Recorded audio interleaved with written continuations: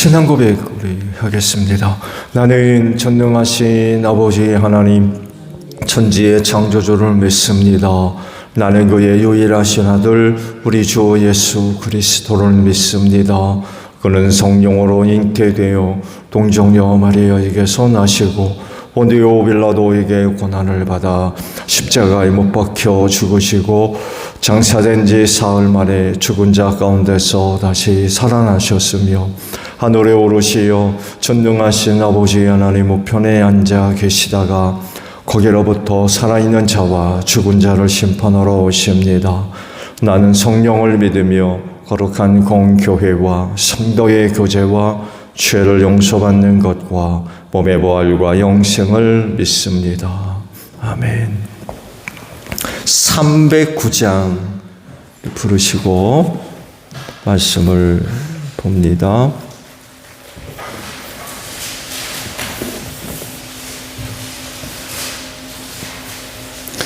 찬송가 309장이에요.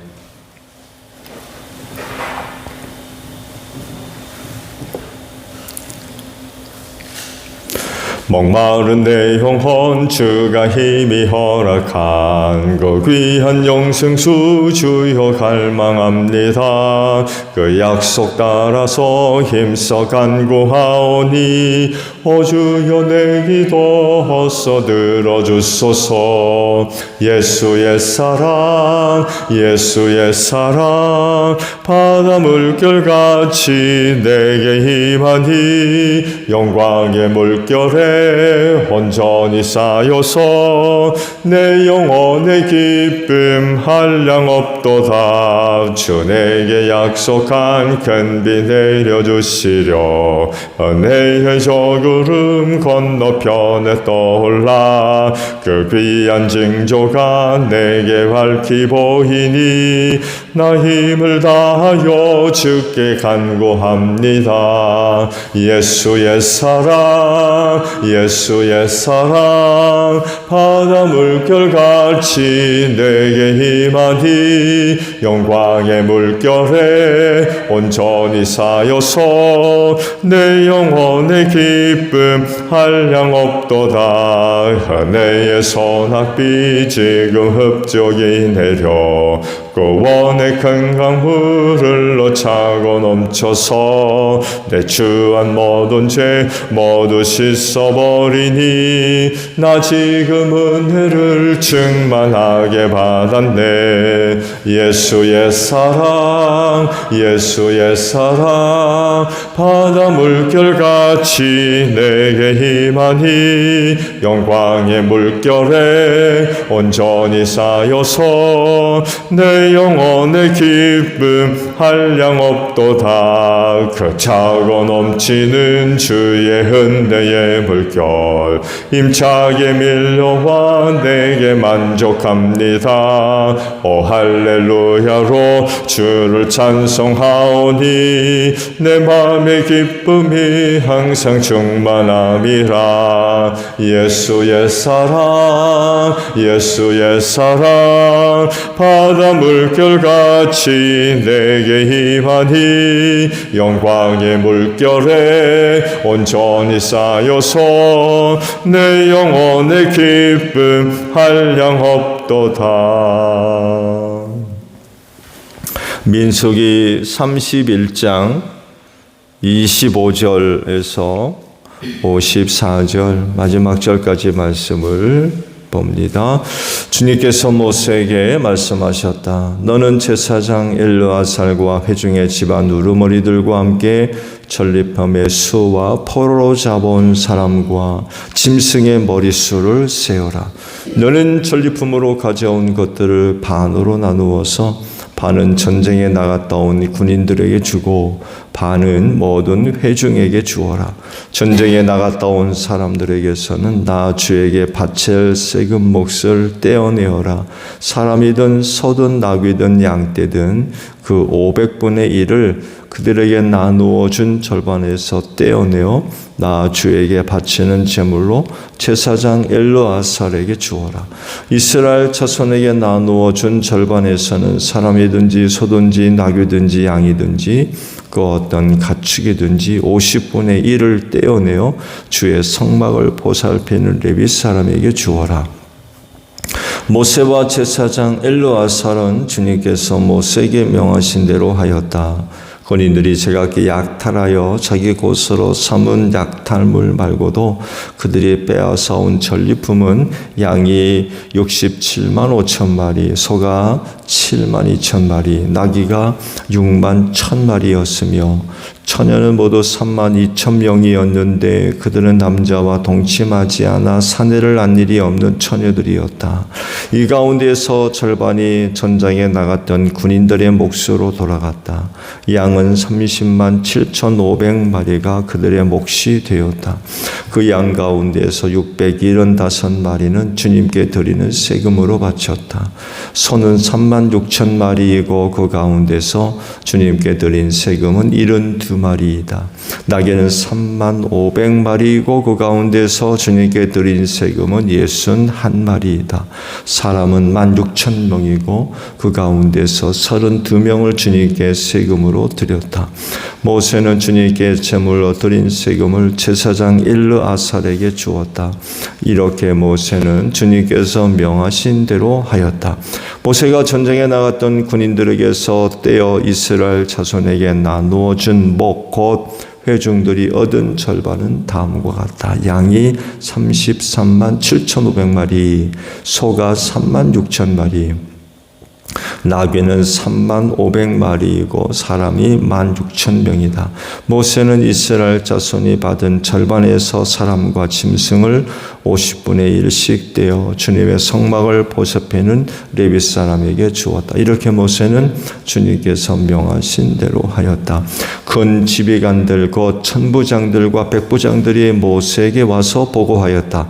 소관들이 이끄는 부하들을 세어보았는데 우리 쪽에서는 한 사람도 실종되지 않았기에 주님께 예물을 가져왔습니다.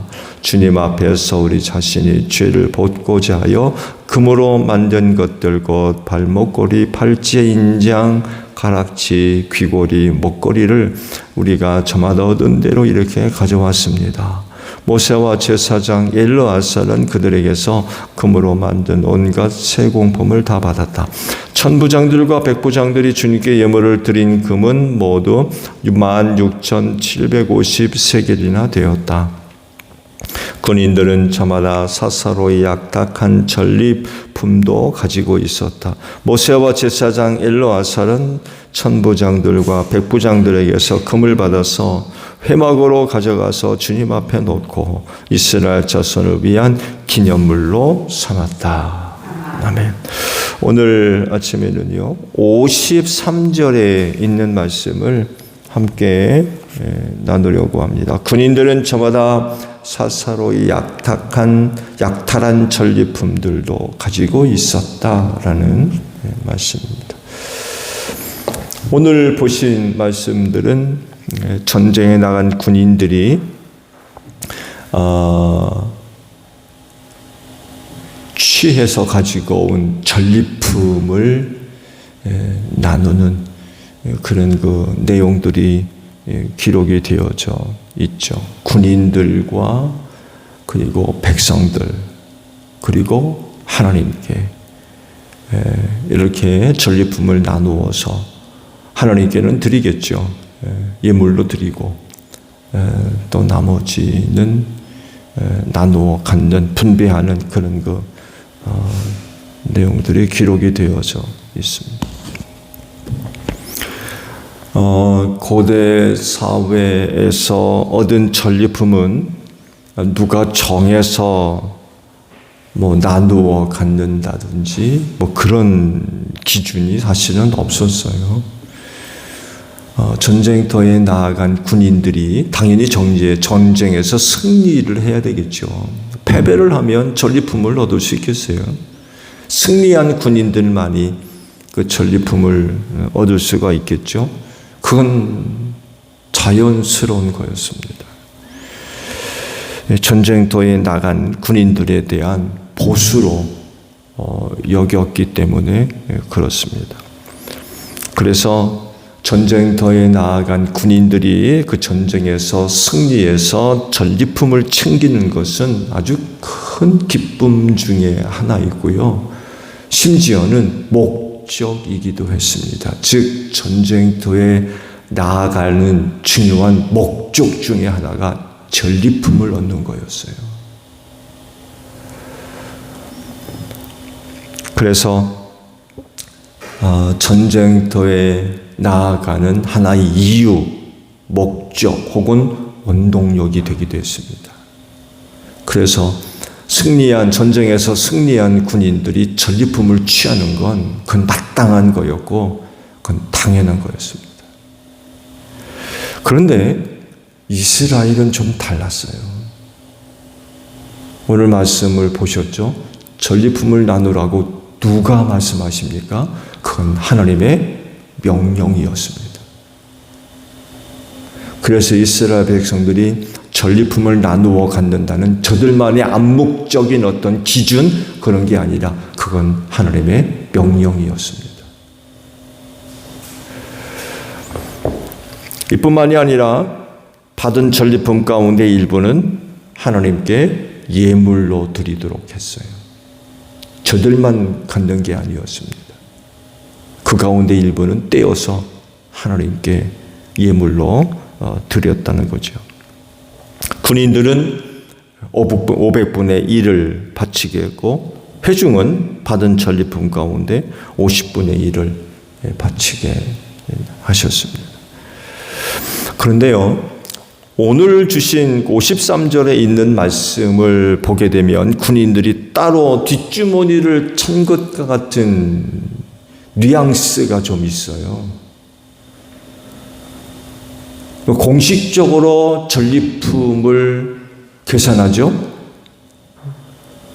이 외에도 군인들이 나름 사사로이 취한 전리품을 가지고 있었던 어떤 의미를 풍기는 그런 말씀으로 다가오고 있죠. 근데요, 이런 의미가 아니라 천부장들과 백부장들이 전쟁터에서의 안전과 또한 승리에 대한 감사로 예물을 가지고 왔다고 그러죠. 여기에 일반 군인들도 참여했다는 의미입니다.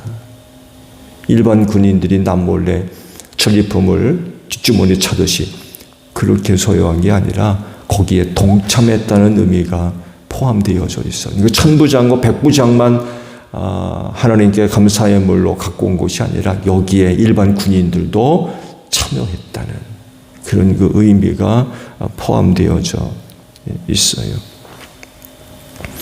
이런 모습을 보여줄 수 있었던 이유는요, 그 한 말씀에 기록이 되어져 있죠. 전쟁터에 나아간 군인들을 개수를 했습니다. 실종된 사람은 없는지, 실종됐다는 것은 죽었다는 얘기겠죠.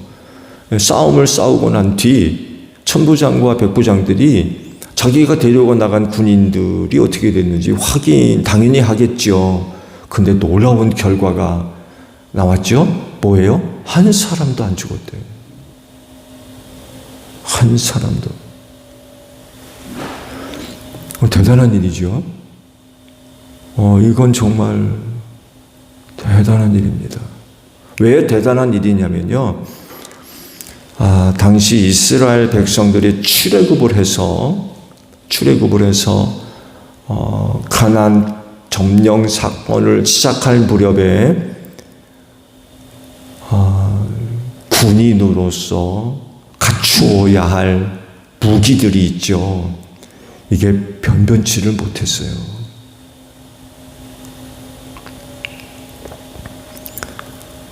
완벽한 군인으로서의 갖추어야 할 어떤 모습들, 전쟁터에 나아갈 군인이라고 하면 그 싸움에 필요한 여러 가지 무기들이 있어야 될 거 아니에요. 근데 그때까지만 하더라도 이스라엘 백성들이 그렇게 무기를 완전히 갖추고 있는 그런 상황이 아니었어요. 이런 그 상황 가운데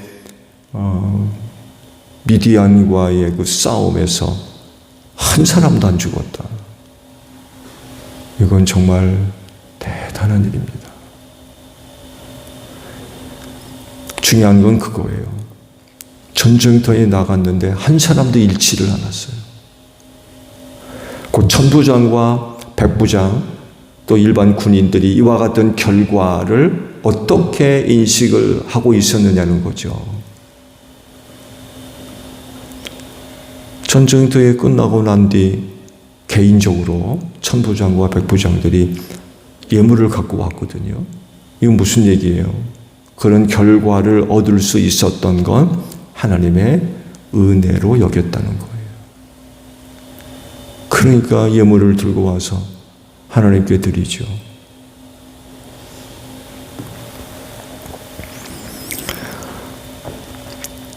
일반적인 전쟁은요, 부수적으로 얻을 수 있는 게 있었죠.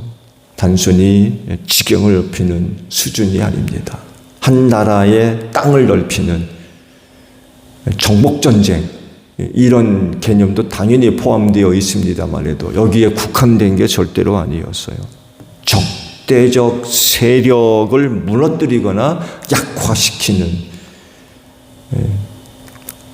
경쟁 상대를 넘어뜨리는 거죠. 힘을 쓰지 못하도록. 또 속국으로 만들어서 과도한 세금을 매기는 거죠. 이거 다 이제 세력을 약화시키는 그런 그 모습도 있고, 그 세금을 거두어 들여서 부를 축적하는 그런 그 목적도 있겠죠. 전쟁에서 부수적으로 얻을 수 있는 것 중에 하나가 바로 전리품이죠. 근데 일반적으로 전쟁에서 얻은 전리품은 전쟁에 참여한 군인들 몫이었습니다. 그런데 이스라엘은 달랐던 거죠. 전쟁에 참여하지 않은 일반 백성들에게도 전리품을 나누어 주었어요. 물론 직접 전쟁에 참여한 군인들보다는 적죠. 얻은 전리품의 반은 군인들에게 주고 반은 일반 백성들에게 나눠주라고 그러셨거든요. 12,000명이 전쟁에 참여했어요. 일반 백성들의 수는 그보다 훨씬 많죠. 아무래도 일반 백성들이 나누어 가진 전리품은 적을 수밖에 없어요. 그렇지만 하나님은 전리품을 군인들만 차지하지 못하게 하셨습니다. 더 나아가서 일부는 하나님께 예물로 드리도록 그렇게 하셨어요. 왜 그랬을까요? 거기 하나님의 은혜가 있었기 때문에 그래요.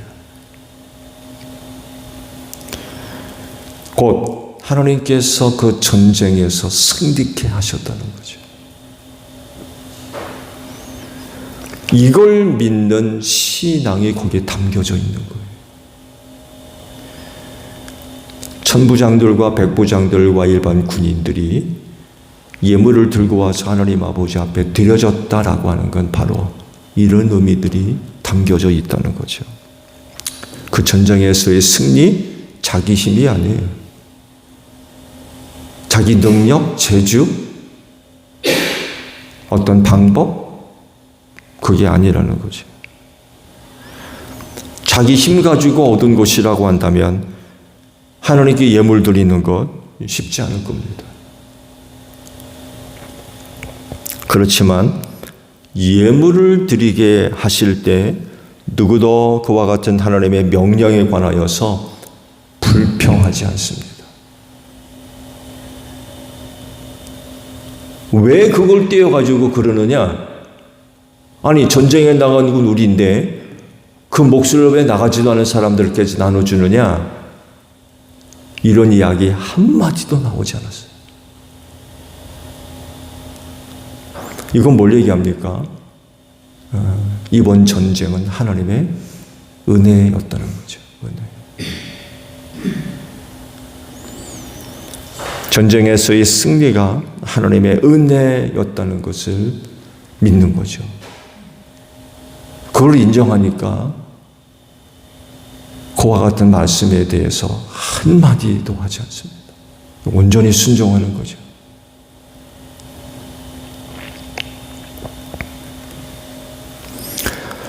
다른 모든 사람들도 마찬가지입니다만 해도 하나님의 은혜로 삽니다.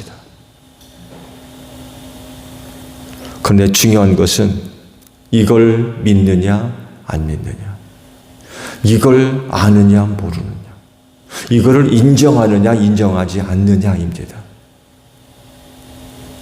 하나님의 은혜로 사는 것을 믿느냐 안 믿느냐, 이걸 아느냐 모르느냐. 하나님의 은혜로 산다는 것을 아는 사람들은 하나님께 감사하는 걸 아깝게 여기지 않습니다. 문제 삼지 않습니다. 어제도 말씀을 드렸습니다만 해도 미디안과의 전쟁, 그 놀러 나가는 거 아닙니다. 마실 나가는 거 아니에요. 자기 목숨을 내놓고 나가는 겁니다. 목숨 걸고 어떻게 죽을지 몰라요.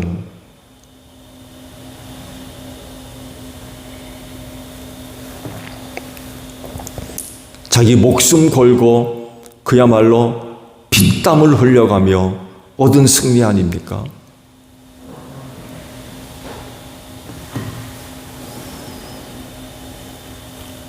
이 자칫 잘못했다가는 교만해지기 쉬운 거죠. 내 힘 가지고 된 줄 알아요. 내가 갖고 있는 그 어떤 것으로. 이렇게 되면 하나님께서 명령하신 거 따르겠습니까? 당장 불평, 불만 쏟아져 나올 겁니다. 내가 피땀 흘려가며 목숨 내걸고 나가 전쟁에서 승리해서 얻은 전리품인데 이거를 나눠줘? 내 허락도 없이? 사실 그건 내 뜻과 전혀 무관한 거 아닙니까? 하나님께서 그렇게 하라고 말씀하신 건 내 뜻과 무관한 거예요. 그 전쟁 내 목숨 걸고 나가서 승리한 건데, 그래서 얻은 전리품인데 그거를 떼서 다른 사람들한테 나눠줘? 그거를 신에게 바쳐? 어림도 없는 일이죠.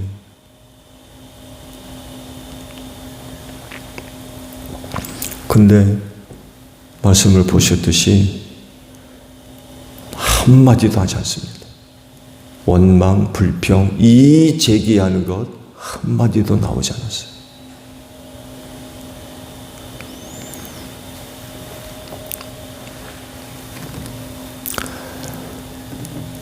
이런 모습들을 볼 때 다른 사람들은 몰라도 우리 그리스도인은요, 범사의 하나님을 인정해야 됩니다. 모든 일에 하나님을 인정해야 돼요. 어떤 때는 하나님을 인정하고 어떤 때는 하나님을 인정하지 않는다? 그런 게 어디 있어요? 모든 일에 하나님을 인정해야 됩니다. 이들이 그리스도인이에요. 그래서 범사에 감사할 줄 알고 모든 일들의 결과들을 받아들이며 신앙 안에서 이해를 하고 하나님의 뜻을 발견해 가는 이런 모습들이 있어야 돼요. 원망하거나 불평하거나 그렇게 해서는 안 된다는 거죠. 왜냐하면 하나님은 모든 일을 통해서 영광을 받으시고 모든 일을 통하여서 하나님의 뜻을, 하나님의 선하신 뜻을 이루어 가시는 분이시기 때문에 그렇습니다. 설사한 그 일이 내게 아픔이 될 수 있고 손해가 될 수 있고 고통이 될 수 있는 일을 할지라도 하나님은요, 그 일을 통해서 스스로의 영광을 가리우고 그런 일은 절대로 하지 않습니다. 하나님은 그런 분이 아니에요. 여러분, 우리의 감사가, 우리의 기쁨과 범사 하나님을 인정하는 것이 나한테 좋았기 때문에 그런 겁니까? 그래요? 범사 하나님을 인정하는 그 모습들이 나한테 좋았기 때문에 인정하는 거예요? 그럼 반대로 나한테 굉장히 손해가 나는 일이었고 안 좋은 거였어요. 고통이 되고 아픔이 되고 근심과 걱정거리가 되면 하나님 인정하지 않을 거예요.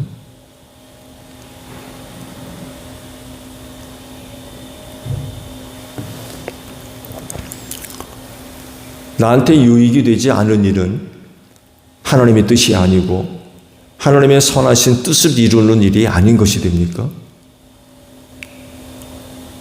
그렇지가 않은 거예요. 범사의 하나님을 인정하고 하나님께 감사할 수 있는 건 하나님의 선하심에는 변함이 없기 때문에 그래요. 모든 것을 통해서 영광을 받으시고 선하신 뜻을 이루어 가시는 그 자체가 우리의 감사의 내용들이 되어야 된다는 거죠. 나한테 유익이 됐다고 해서 감사하는 게 아니라는 거예요. 어떤 사람들과 비교해 보았을 때 아주 그리스도인들만의 독특한 삶의 모습들입니다. 이렇게도 표현할 수 있을까요? 눈물 속에 감사가 있는 거예요. 많은 아픔과 고통 속에서 눈물을 흘리지만 거기 감사가 있다는 거예요. 이건 그리스도인들만의 아주 독특한 모습들입니다. 왜? 내게 그런 눈물이 나도, 눈물이 있어도 하나님은 여전히 선하신 분으로서 당신의 선하신 뜻을 이루어 가시고 영광을 받는 분이시기 때문에 그래요. 이게 우리의 감사라는 얘기죠. 이게 우리의 감사거든요.